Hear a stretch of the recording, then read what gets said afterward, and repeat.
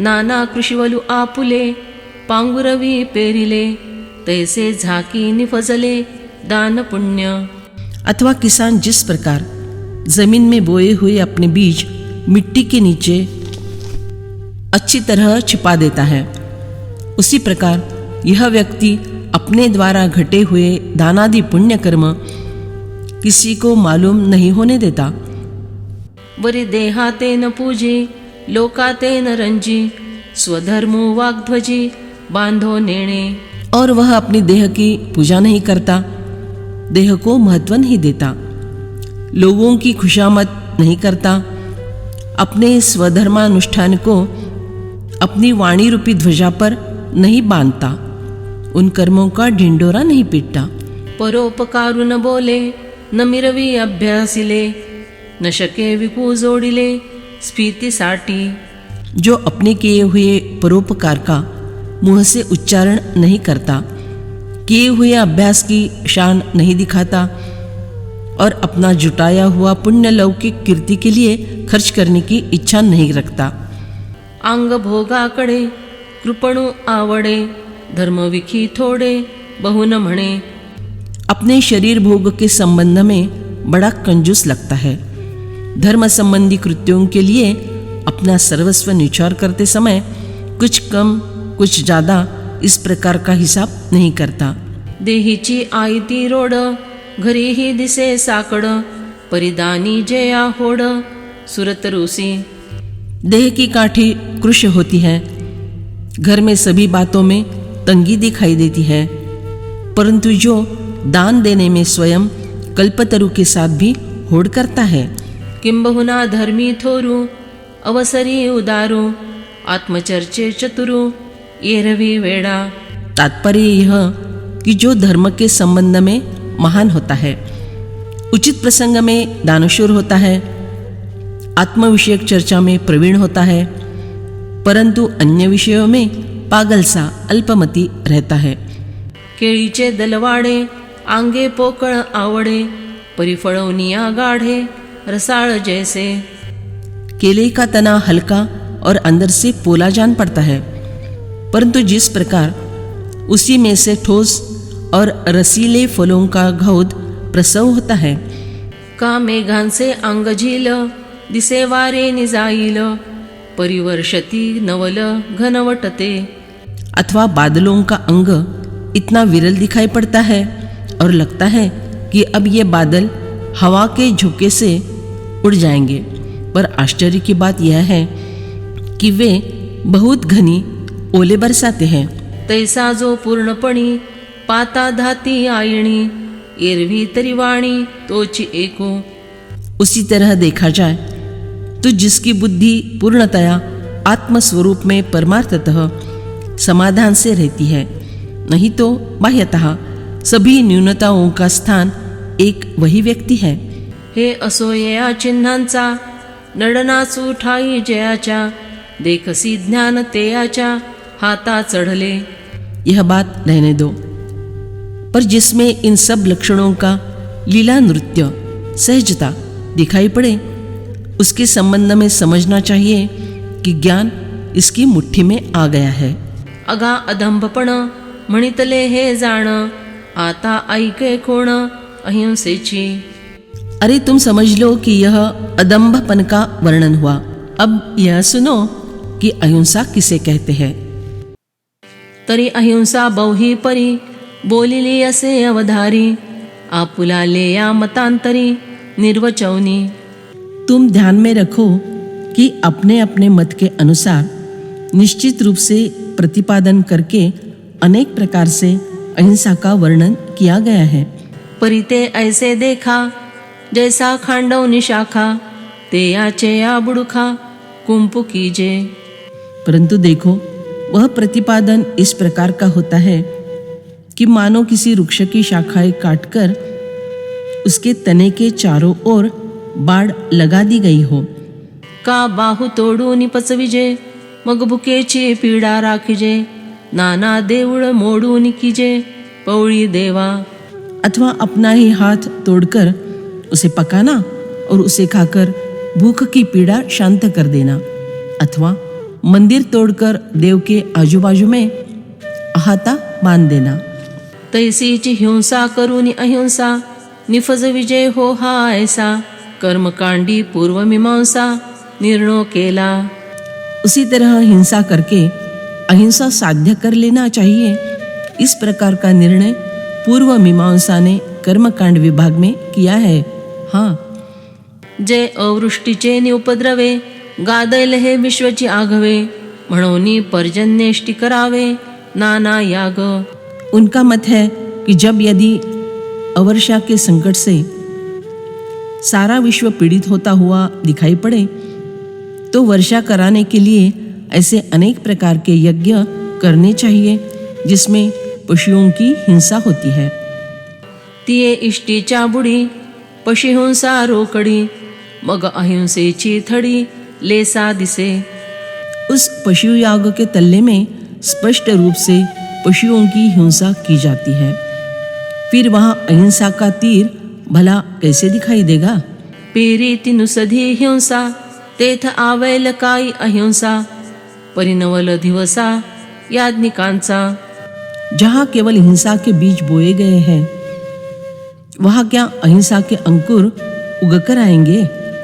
परंतु इस याज्ञिकों का साहस भी कुछ विलक्षण ही है।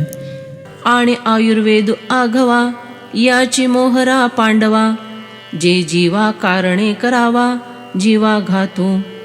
और हे अर्जुन, संपूर्ण आयुर्वेद इसी चाल चलन का है कि एक जीव बचाने के लिए अन्य अनेक जीवों का घात करना चाहिए।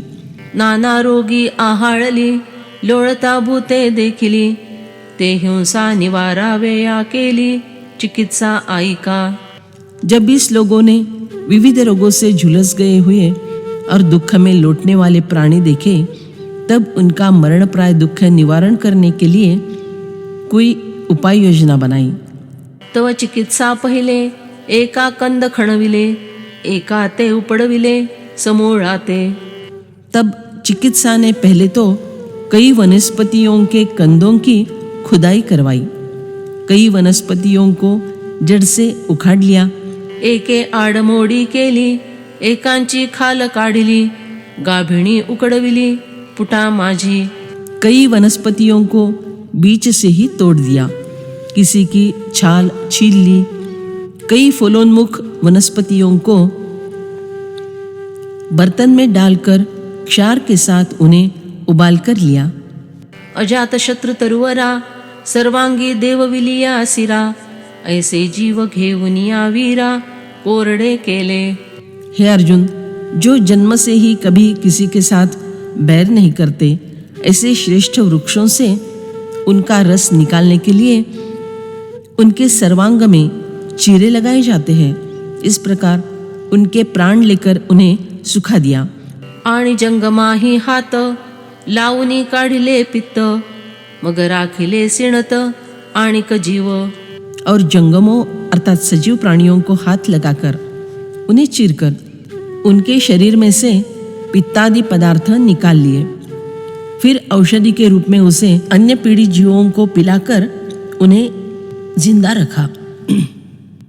आहा वसुवारे मोडून केले देव्हारे नागवुनिया व्यवहारे गवांदी घातली। अरे रे, दुख की बात तो यह है कि वैभवशाली मकान तोड़कर उसकी सामग्री से मंदिर का निर्माण कर दिया। साहूकारी के व्यवहार में लोगों को लूटकर कमाए हुए धन से अन्न सत्र चलाए। मस्तक पांगुरविले तळी उघडे पडिले घर मोडोनी केले मांडव धड। सिर ओढ़ावन से ढक लिया परंतु नीचे का शरीर नंगा हो गया। नित्य रहने के लिए बने हुए मकान तोड़कर नैमित्तिक काम के लिए साबुत मंडप खड़े किए। नाना पांगुरणे जाळूनी तापणे जाले अंग धुणे कुंजराचे। अथवा ओढ़ने के वस्त्र जलाकर उसकी आग सेकना या हाथी का नहाना, उस प्रकार की यह बात है। नहाने के बाद हाथी अपनी सूंड से धूल अपने ही शरीर पर उड़ा लेता है। बैल विकोनी कोठा पुंस लावूनी गाठा या करणी की चेष्टा काई सांगो। बैल बेचकर गोठ बांधना, बंदर ने अपनी पूंछ काटकर उसी से गंठन अर्थात नेकटाई बना के गले में बांध लेना, इन सब बातों को काम करने की रीति कहना चाहिए या दिल लगी कहना चाहिए? कुछ कह नहीं सकते। एकी धर्माची आवाणी गाळू आदरिले पाणी, तेथ गाळितिया आहळणी जीव मेले। धर्म का वहन करने के लिए कुछ लोगों ने पानी छान लेना स्वीकार किया। उस समय वस्त्र में से छानने की पीड़ा से सूक्ष्म जीव जंतु मर गए। एकन पचिती कण ये हिंसेची ये भेण, तेथ कदर्थले प्राण तेची हिंसा।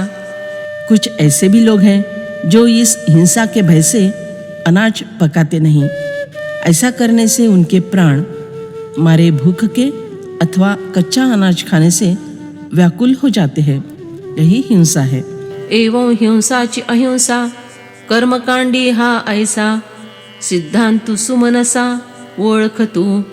अतएव हे प्रसन्न मन के अर्जुन, इस प्रकार कर्मकांड का यह सिद्धांत है कि हिंसा ही अहिंसा है। सच बात को तुम पहचान लो। पहिले हिंसेचे नाव केले सहजे आम्ही जव, तव स्फूर्ती बांधली हाव ये मती। जिस समय हमने पहले सहज ही इस हिंसा का नामोच्चारण किया, तब हमारी स्फूर्ति को लालच उत्पन्न हुई कि इसके संबंध में होने वाले सब विचारों का स्वरूप स्पष्ट कर दे। तरी कैसे येते गाळावे, म्हणून पडिले बोलावे, ते विचित्वाही जाणावे ऐसा भावो। इसलिए इस हिंसा को किस प्रकार से दूर हटाया जाए, यह बात समझाने के लिए मजबूर होकर बोलना पड़ा। उसी तरह ये बातें तुमको भी समझ लेनी चाहिए कि यह भी एक उद्देश्य है। बहु करोनी किरीटी हाच विषो ये गोठी, एरवी का आडवाटी धावी जैल। हे अर्जुन, इस निरूपण में विशेषता से यही मुद्दा है, नहीं तो टेढ़े तिरछे मार्ग पर भला कोई क्यों दौड़े। इस अहिंसा को छोड़कर हिंसा के बारे में मैं इतनी विस्तार पूर्वक बातें क्यों करता। आणि स्वमताचे या निर्धारा लागवनिया धनुर्धरा, प्राप्ता नाना मतांतरा निर्वे चुकीजे। और हे अर्जुन, अपना मत प्रस्थापित करने के लिए सामने आए हुए विविध भिन्न भिन्न मतों का निराकरण मुझे करना पड़ा। ऐसी हे अवधारी निरोपिती परी, आता एयावरी मुख्य जेगा। समझ लो कि ऐसी यह निरूपण करने की पद्धति है। इसके उपरांत अब जो प्रमुख मत है, ते स्वमत बोली जैल, अहिंसे रूप की जैल, जया उठविले या आतुल ज्ञान दिसे। जो मेरा मत है वह बतलाया जाएगा, अर्थात अहिंसा का स्वरूप स्पष्ट किया जाएगा, जिसका वर्णन करने से साधकों का अंतर्गत ज्ञान प्रकट होता है। परिते अधिष्ठिले न्यांगे, जाणीजे आचरते निबागे, जैसी कसवटी सांगे वाणी येते। परंतु वही ज्ञान जब शरीर में अधिष्ठित होता है, तब आचरण के मार्ग से इसका पता चलता है। जिस प्रकार कसवटी का पत्थर सोने का कस बताता है, तैसे ज्ञाना मनाची ये भेटी, सरिसे अहिंसा रूप उठी, तेची ऐसिया परी किरीटी परिस आता।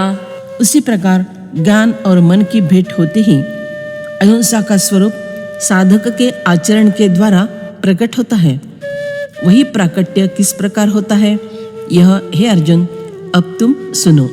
तरी तरंग नो लांडितो, लहरी पाये न फेडितो, संचलू न मोडितो पाणी याचा।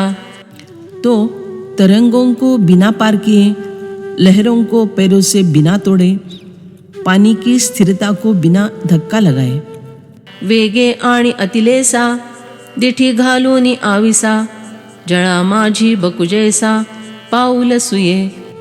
केवल आमिष अर्थात मछली की ओर ध्यान रखकर वेग सहित परंतु बिल्कुल हल्के से बगुला जिस प्रकार पानी में पैर रखता है,